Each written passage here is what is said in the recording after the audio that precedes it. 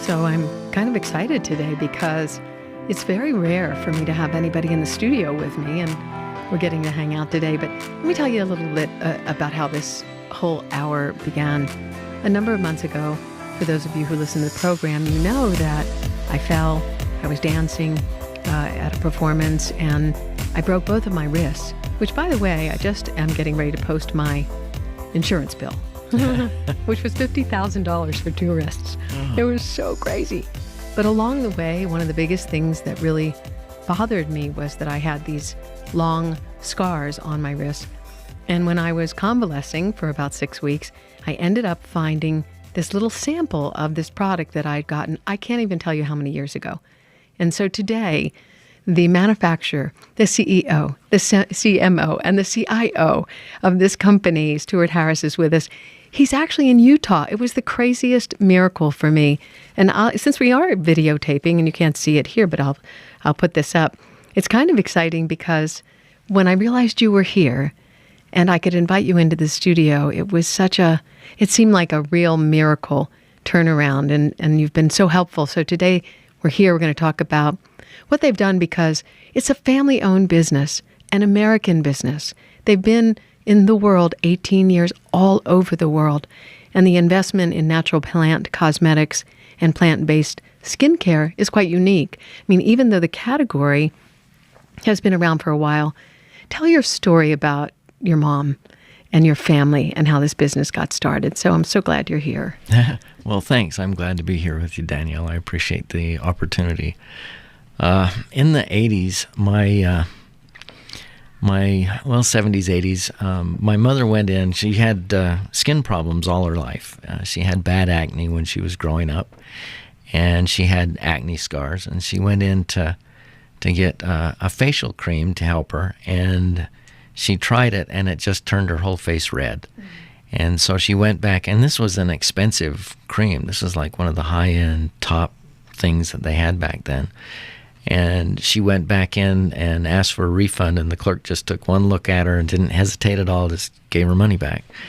So she started out based on that in basically a quest to figure out how to do natural skincare that would actually help somebody. And she initially started in cosmetics. The cosmetics that were out there weren't really natural. They didn't help your skin. So she worked on putting together a line that was based on plant extracts. That they actually had nutrients, and people would use the cosmetics, and their skin would get better, not worse. Mm-hmm. And in fact, one of the things that happened was that when people first started using their cosmetics, the cosmetics would actually absorb into the skin, because the skin was pulling the nutrients out, and they had to figure that out. So because of various business things, that didn't go anywhere, but they salvaged one of the products that was a facial oil. It was originally intended to be as a makeup remover, but they essentially over-formulated it so that it had a lot of good nutrients in it, and people started getting really good results just from that. Mm-hmm. She was a cosmetician or a cosmetologist. Yeah, cosmetologist. And I remember you talking about that and thinking, people don't realize, like you think, oh, she's a hairdresser, and especially back then. But I don't think people realize how much science goes in. And when you're studying, it's not just about hair, it's about the body, the science. And nowadays, even including the nutrition and the lifestyle, because it all affects the hair. Mm-hmm. So it's a much deeper background than most would realize. So it's interesting that she turned in that direction and started developing products. Is the one that you were just talking about, is it the Skin Relief product? The Skin Relief. I'm going to show you this, because if you're watching, this is really cool. And this product is in conjunction, like you put these two together, and I'll show them to you too. So this is what, let me put them up here. Can you see them over there? Okay, great. All getting used to the camera. These are the two that I'm using. Right. And this is what you told me. I'm not going to show you my scars yet, but I will show you that I started out, and this product today it's snowing. So everybody's dry here in Utah. It's really dry. So this has been, my nail person took that bottle and never gave it back to me. The guys who have cracked fingers, Took the bottle, never gave it back. What was interesting about this one, the skin relief, is that when you put it on a crack, if there's pain, now this is interesting, it's just my testimonial, it just seemed like it didn't ache as much. It's very soothing. Yeah, just very soothing and very moisturizing.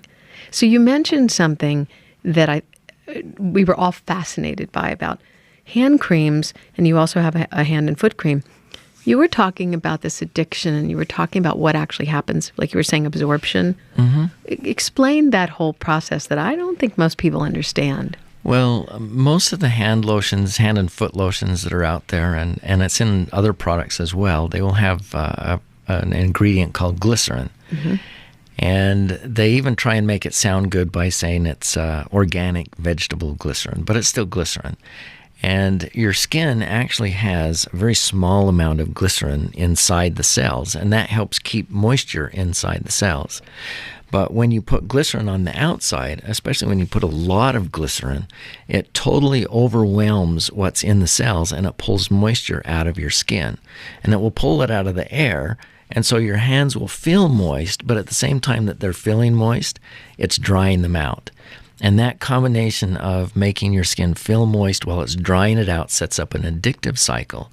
That's why you see people compulsively using their hand lotion, because their skin has become addicted to the glycerin. So we don't use glycerin at all. If you look at the ingredients on your hand lotion, the first ingredient is the one that has the most of it in, right? So usually you see water, and nowadays you see aloe vera juice. Is it? Yeah, more. That's kind of a trending thing. Yeah, that's saying aloe vera juice is just a way of disguising the fact that it has a lot of water in it, right? So it's a marketing idea. Interesting. Okay. See, your perception is that it's more, it's better. Right. And then there's nothing wrong with doing that. It's just a change in perception.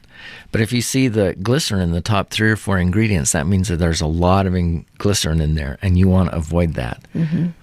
If it had glycerin maybe is in the bottom third of the ingredient list, then it's not enough to worry about. But the most of them put a lot of it in because it's a cheap ingredient, and it gets you to use more lotion. And see, that's the thing that we're going to have time to talk about throughout the program, is that you were describing, and most people know this, I think, that when you turn the bottle around and you look at the ingredients, you're looking from the most in the beginning to the least at the bottom. Yes. And you don't have any dyes. No. You have the natural plant. I mean, I don't know if can you see this? So this is the quality and the kind from aloe vera, apricot kernel oil, avocado. There's so many. Is there a value to putting more in? Does it synergistically help the combination? Well, different ingredients contribute different things. For example, apricot kernel oil has, it's about 80% essential fatty acids, which are good for your skin. Oleic acid, for example, can be used by the body to repair the myelin sheath on nerves. It can be used to form different hormones. It's just a building block that the body can use for a lot of different things. Apricot kernel oil is one of the few sources of vitamin B17, that and chia seeds. So there's just a wide variety of different nutrients that are in each plant extract. So each one of the plant extracts that we use they contribute different nutrients. And we're gonna take a break and take a look at a couple of questions I asked you, like, why is cream white? And we'll talk to you when we come back. Stuart Harris is with us. I'm Danielle Lin. So glad you're here. Stick around. More to come. And some free samples.